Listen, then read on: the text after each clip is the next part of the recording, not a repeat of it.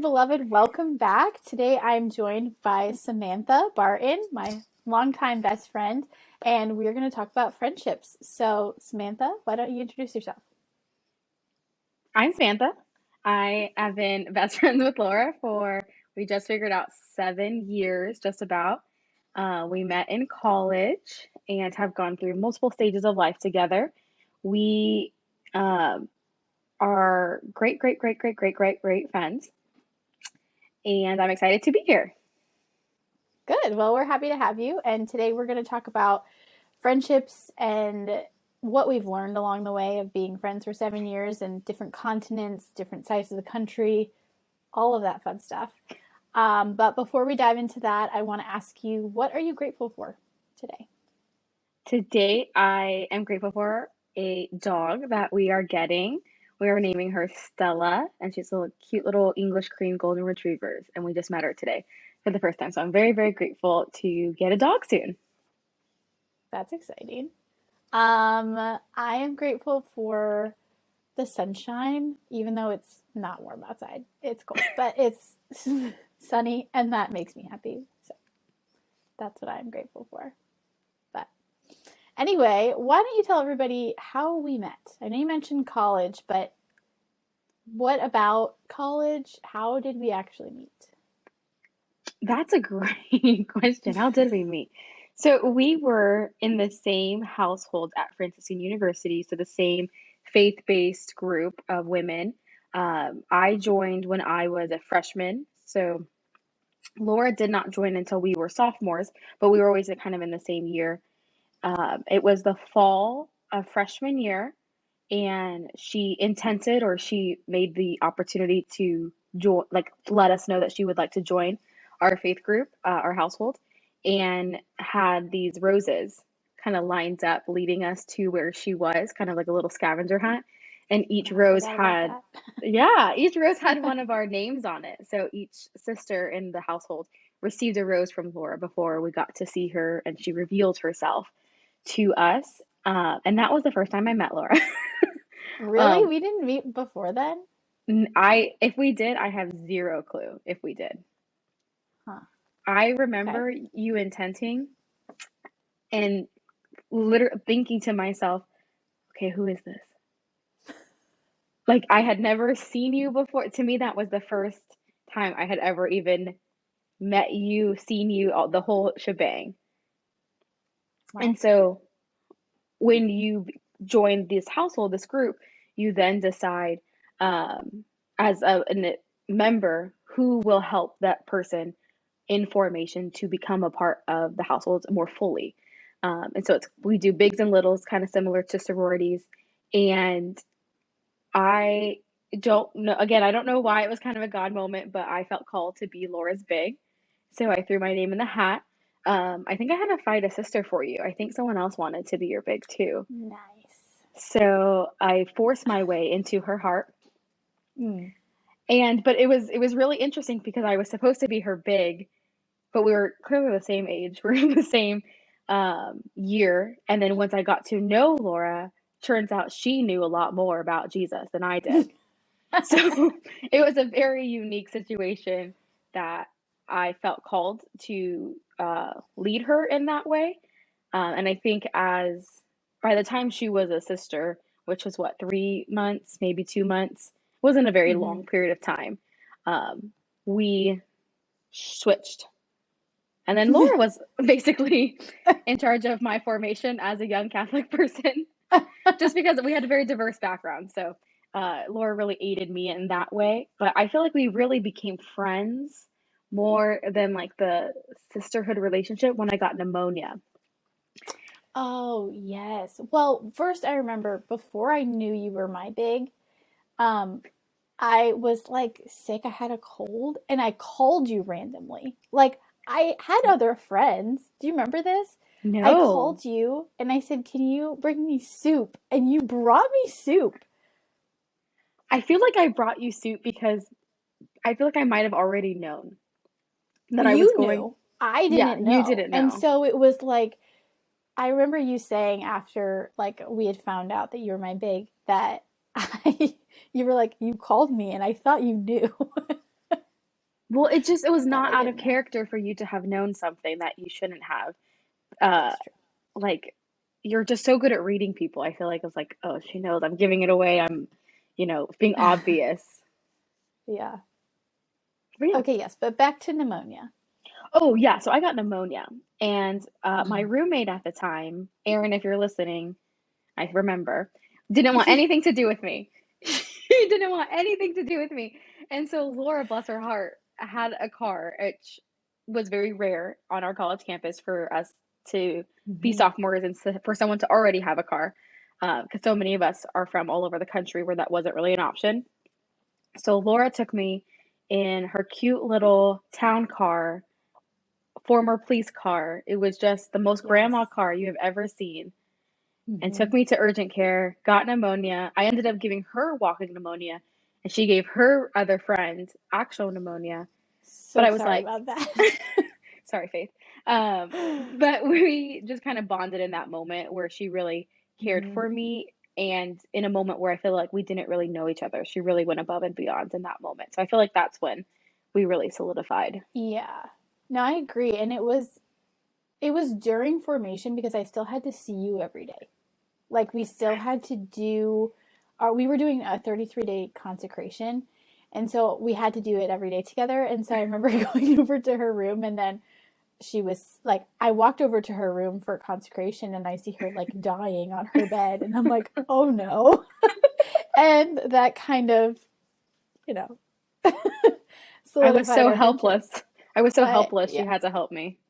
we spent a lot of time in that room. A lot of time. Yeah. Yeah. Sorry for any health Mm-hmm. issues you got from that. Oh, that's okay.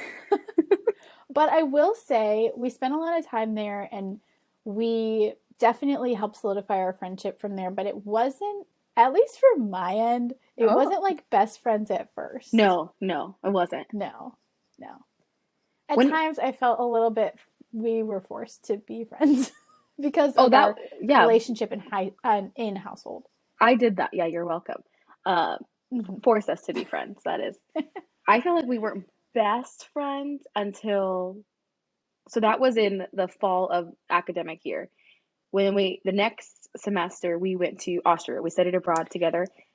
And even then, it didn't feel like we were best friends. No, it was It was the summer for me. the Christmas break. We got a lot closer. We were excited to go to Austria together, and then some things made us mad at the beginning, and we weren't super close. But I still don't think that we were really that close, though. We were still like good friends, but we weren't best friends Yes. until, to me, after we spent that semester studying abroad together. And then the Mm-hmm. summer after, she went home to New York, and I'm originally from California, so I was home in California. Mm-hmm. And we spent that summer calling each other every day, if not twice a day. Oh yeah, it just happened that we would. I mean, New York and California, we had a 3 hour difference, but that didn't matter. We called each other all the time, even if it was just for like 5 minutes. Oh, yeah. Yeah, I just remember yeah. driving to work that summer and calling you, and Mm-hmm. then having lunch and Mm-hmm. calling you quickly, or going on my way home Yeah. calling you, and that's just how we maintained that close contact. Because you go from seeing someone every day for 8 months in Mm-hmm. an academic year, talking to them, having meals with them, and so to transition to going to quick calls all day long didn't feel abnormal or clingy or anything like that. It felt very Mm-mm. natural.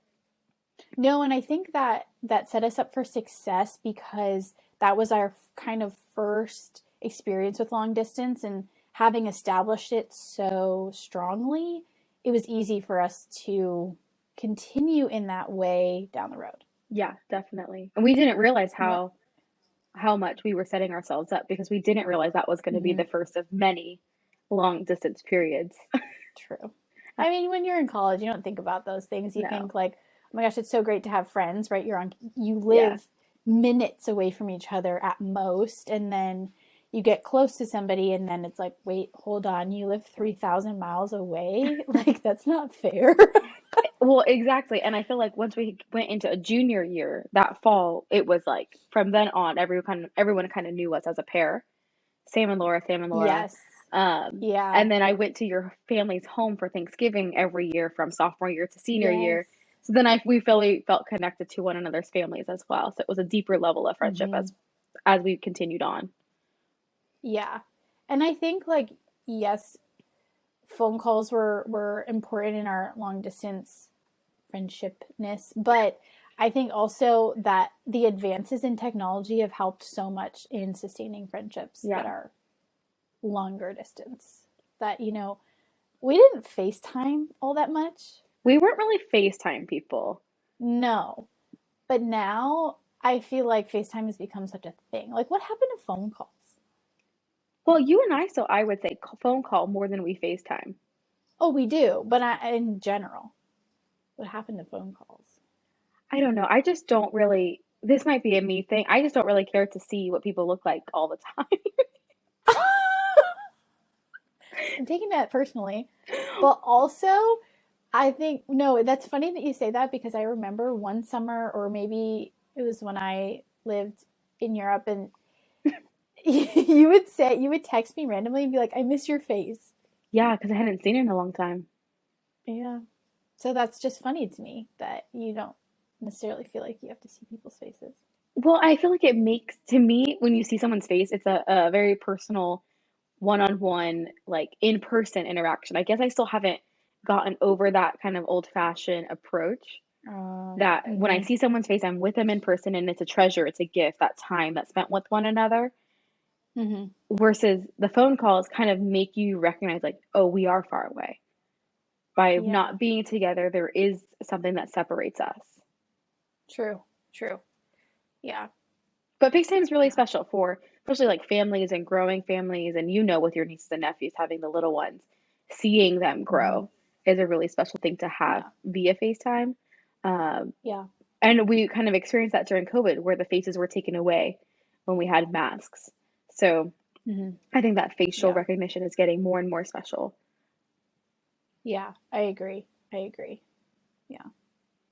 Now, in our 7 years of friendship, we've gone through a lot of different life stages. We were college friends, which is a unique area of friendship, I would say.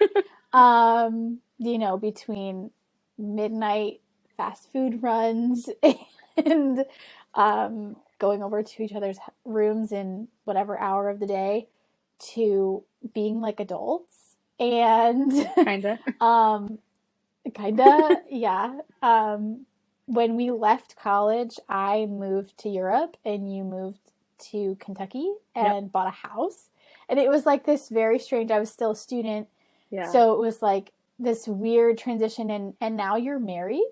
I And am. that was a transition. And so we've been friends in a lot of different life stages. Yeah, we have.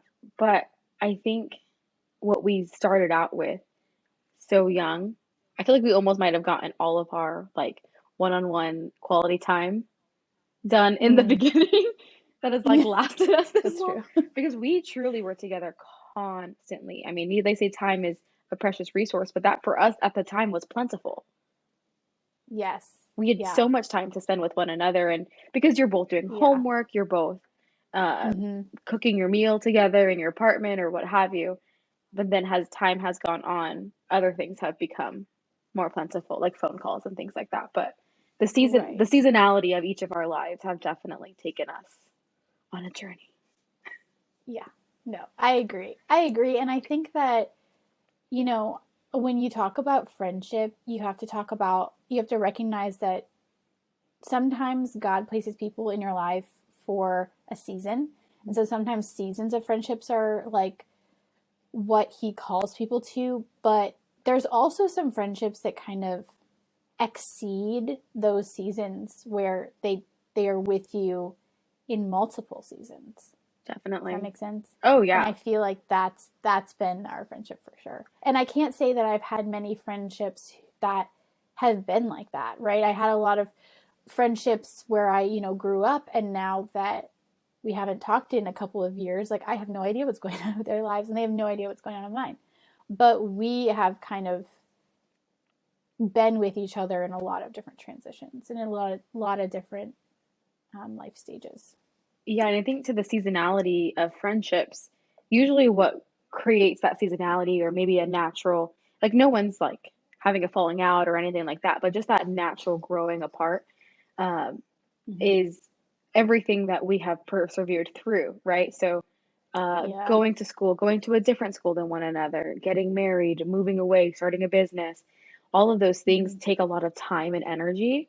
And Mm-hmm. if you are the kind of person or friend who, for example, time, like that quality time together, if that's all you know, and that's the only kind of skill that you've developed in your friendship between these two Mm-hmm. people, it'll be hard when you no longer have that resource plentiful to you versus we have gone I maybe it's college because our college was like every semester felt like a new experience. I don't know if you had that experience. I felt like every semester Yeah. was completely different. So I feel like I had like 8 experiences instead of 4 years, if that makes sense. Yeah. Like and Yeah. then we also like spent a summer together and we grew Mm-hmm. together. I think that's a really important part about our friendship is we were the summer before our senior year of college. We kind of had an idea that like I would go and start work somewhere and that Laura was really seriously discerning graduate school.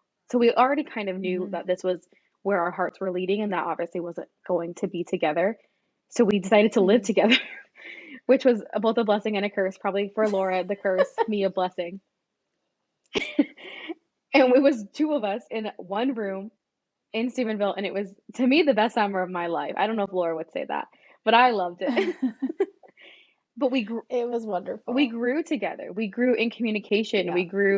We were both having jobs, so similar jobs, but also very, very different jobs. So Mm-hmm. the grocery shopping we learned how to do together, the meal planning and the going to work, all Mm-hmm. being on our own schedule, all that stuff, we learned that together. So I feel like Mm-hmm. that really helped our relationship mature.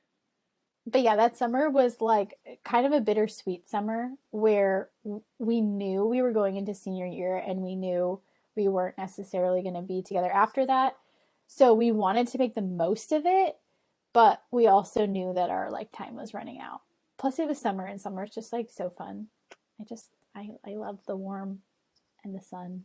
And I grew up hating summer. Anyway. I'm from a place where it's very hot in the summer. We're talking 103 plus for months at a Mm, time. So I hated summer because all you could do is sit at home in the air conditioning and try to survive. But it turns mm-hmm. out when it's 87 degrees with a little bit of humidity and you have your best friend with you, it's really pretty great. It's a great It's a time. great It's a time. great time. Yeah. Yeah, but that all, I mean, all of our time spent together or not together, it just speaks to the fact that friendships change and evolve over time because we change and evolve over time and people change and evolve over time and like you were saying if the only resource that we have is time together, then a friendship isn't really going to last. It needs to evolve and grow and mature as we each grow and evolve and mature. Like when I lived when we lived in different countries, we had sometime was it 6 hours or was it nine? No, No, it six was hours. 6. Well, and then when I would make the trip to California and you were still in It Austria, would it be would be nine. 9. Yeah. So we had this very big time difference. Plus, we had our own lives. And so we were busy. So we didn't have as much time to devote to one another as before. But that didn't mean that we lost touch Right. or really lost any part of our friendship. I feel like our friendship was still very strong when I lived over there. I think, yeah, for um, sure. Because we might not have had time, but we also understood that any time we had together was even more precious. So instead of being yeah, plentiful, it became yeah, precious. And just yeah. really, I feel like did a good job at like recognizing where we were at in our friendship. So if that meant Mm-hmm. sending 17 texts of things that I thought of during the day, and then you got back to me 6 hours later, and you were able to Yeah. enjoy what I felt or where I thought in that moment, and then vice versa, me Mm-hmm. waking up to how your morning went. I feel like Right. kept us close because we weren't so focused on, oh, how much time is it taking to text me back or why doesn't she, it was just Mm-hmm. like, this is the season we're in. And if that's Yeah. text messages 6 hours at a time, that's where we're at. Right. And we just kind of went with it. Mm-hmm. Yeah, we gave each other grace in that aspect and our friendship grace in that Yeah. aspect. Plus, it was just it's almost helpful in that sense to be in a different time zone because that's almost implied. Where like if you're not and you know your friend is down the street, you could be like, "Why aren't they texting me back?" Do you know what I Well, and I mean? also think it helped us live our own lives. I mean, we truly were a Yes. pair in college, practically inseparable, Mhm. which was funny because we had completely different majors and schedules. Um, but every, And we're just so different. I yeah, mean, I think we forgot to preface that. mention that, but we are so different as people. Yes. But if I can dare say, Laura, I think that Yes. Tell me. your personality and us being so different honestly helped me with my husband Clay. Because sometimes I think we are very different, but he has a very similar temperament to Mm, you. You know, he's very interesting. calm, he's very thoughtful, he's a very analytical thinker. He really thinks and feels deeply, which I feel like you Mm-hmm. are that way as well. And Mm, it helped yes. me to understand what he was doing when he was staring off into space after I asked him a Yeah. question. You know what I mean? Um, Yeah. so maybe Yeah. you will marry someone that's as wonderful and extroverted and outgoing as I. I pray for that for you. What a joy. What a joy that will be. So another reason why I think us being in polar opposite areas. So Laura was in Austria studying in graduate school. I was in Cincinnati working my first job, newly dating Clay, with a different roommate than Laura. And what I think helped us was with that time difference, we were able to establish our own lives as young adults. Because if Mm-hmm. you are even in the same time zone, which we have been, you know, we'll be in different places but the same zone, we're texting constantly because you know that that person is awake or you know that person's having lunch or Mm-hmm. whatever, which is fine. But in that season, I think it was really important because we were both kind of nervous and scared what life was going to be like without one another. And Mm-hmm. so it allowed Laura the opportunity to have the chance to study well, to make a routine, to Mm-hmm. make friends all on her own. And it gave me the grace and opportunity to date Clay and get used to a new roommate and work my first professional job out of college. Um, Mm-hmm. because we weren't trying to still be each other's best friends. We just knew we were, if that makes sense. Right. Yeah. Yes. And it takes away that pressure. And I feel like, okay, well, as human beings, we're made for community, right? And that's just the fact. And in a more real and fulfilled sense of that, we're made for a spouse, Mm, like to really um, share a life with one other person, if that makes sense. And so sometimes in friendship, you can be close to another person in friendship where you're using that time, especially if you're aren't married yet, you can use that friendship as kind of that person that you tell everything mm, to. For a long time, we were those people that we told everything to. But as our lives have evolved and through your relationship and now you're married, like our friendship looks different than it did that summer where we called each other every day. And that's not a bad thing. It's simply taking into account the stages we're in now. You're married and you should reserve all of those, calls about random things and talking about your whole day and all of your feelings and all of your thoughts throughout the day for your spouse. And I mean, I'd love to hear some of them, but I don't need right. to be hearing all of them. I'm not your only back, what are they called? Something board? Soundboard? I don't know. Yeah, I'm not your only Yeah. soundboard anymore. Well, and I think, And as Clay mentioned to me, he would like to share the burden a little bit more. However, I think that just you need to not. I mean, I talking about myself here for because I'm the one who's not mm, married. It was a transition for me to kind of give that part of you away, if that makes it sense. does.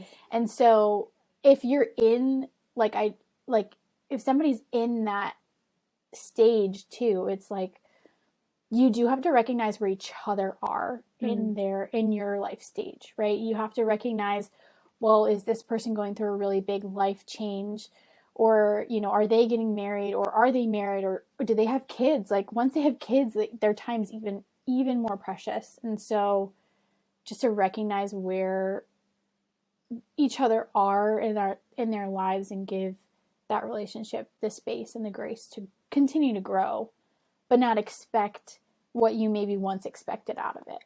If that It makes sense. does. And I wonder, so just for a little clarity or context for everyone listening, the only fights, Laura and I don't really get in fights. We get in maybe disagreements. No. We might, challenge one another, but we really don't have fights ever. The closest Mm-hmm. things we've ever gotten to fights, I would call profound scuffles. And they were always in relation to me and how I handled our friendship in relation to typically a guy. So we got into a profound Okay. scuffle when we went to Austria. Um, because Mm-hmm. if you're a Franciscan student, Austria fling. Anyways, and then Mm-hmm. that we kind of worked through that, I feel like came out stronger for it. And then the next profound scuffle we got into was actually when I first started dating Clay, like right at the beginning. Mm. Um, and so I'm just curious from you, like how do you feel like the change has happened? How do you still stay like a friend when I am not able to give you as much, so that doesn't necessarily change how much you need, if that makes, because as a Mm-hmm. friend, we each have Yeah. our needs, and if I don't have the capacity to give to you, how did you handle that, or what do you do with that? Probably not well. Definitely at the beginning, not well. I You're gonna laugh so hard. There was that summer after I had left your house. So I had flown to Cincinnati or I drove and helped her move in. And this was also the first week that she moved there, and Clay was there anyway. So she was spending a lot of her time with Clay, which is now in context, it's fine. Then I was very hurt. And, I had just driven all the way out here to help. Anyway, we're not dwelling on that. But that summer, I remember, you're going to laugh so hard. I listened to like breakup songs. And while I was driving, like, just like, really just sing my heart out of these breakup songs. You're Yeah. getting emotional But about it. I can see it in your eyes. I'm crying because I'm laughing. Sure. No, really, it's fine. But I just remember that was like a moment where I was like, oh shoot, dang, we're not gonna be. Our friendship's not gonna be the Yeah, same as it it's a very was. obvious shift. Like yeah. Like in that we had already spoken about that. We need to give each other time and space to grow and whatever. And so that transition was not graceful. I don't want to say that, oh, look at what we did and this is what you have to do. Like, it was not graceful. I was listening to breakup songs. And it's funny because this is not the first friendship I did that with because, whatever. Anyway, Consistency. At least you're consistent. regardless, I am consistent. It's great. I mean, I haven't had any heartbreak in relationship terms, so it's my friendships that are warranting of breakup songs. So I was more prepared for it when you actually got married, I think, because I had already grieved our relationship as it once was. But yeah, and in terms of like, yeah, I mean, we each need. It's not like, oh, now you're married, like you don't need a girlfriend ever again. Like there are times when we need to talk and vent and have a conversation that only girlfriends can have. And I think when how I'm handling us not being at each other's beck and call anymore is cultivating other friendships. Yeah. Right. I feel like when we were very much a pair in college, we were somewhat of like, we had other friends, but like everyone knew to kind of let us be. Yeah. It was obvious. I mean, in the moment we just were like, oh, we're just the two best friends anyone can have. It's the best. And then looking Yeah. back at it, I'm like, were we a clique? Like, Just just the the two two of of us us? were a clique because we really were the That's most funny. tight knit ever, which was, Mm-hmm. I mean, it's such a gift. It really is. Um, but Laura's right. It does shift when there's a third person into the situation. And Mm-hmm. I feel like, Yeah. so when I moved, when, not to put you on the spot, Laura, but Laura reveals her feelings best through writing and through notes. And so when she left my home after helping me move in, bless her heart, it was the best friends in the whole world. And I'm off here trying to talk to Clay. She Mm-hmm. left me a note expressing how the trip was for her and how my actions made her feel, which to me hit me like a load of bricks because I was the most infatuated with Clay. I was the most excited about being with my roommate, which was again one of our friends from college. And so it was the excitement of being with her, Mm-hmm. the excitement with having Clay in my life now, and the excitement of being in a new place, a new job, all this stuff. I was completely blind to how Laura felt. So it felt like a really big growing process for me as well to be able to take a step back in those moments, and try to really see Mm-hmm. how my actions or inactions make someone else feel. Um, and so we grew through that. We worked through that after Laura did her breakup series. Um, a little self concert in the car. She had what is it, an 8 hour drive home? Yeah, plenty of Mm-hmm. time. Mm-hmm. Well, Mm-hmm. when I was moving out of Cincinnati and I was packing up my room, who was with me again? Of course, Laura, helping me get ready, helping me pack my whole house after she had just helped me unpack it just 2 years prior. And I found the note. Did I ever tell you? I found No. the note, and part of me was like heartbroken again.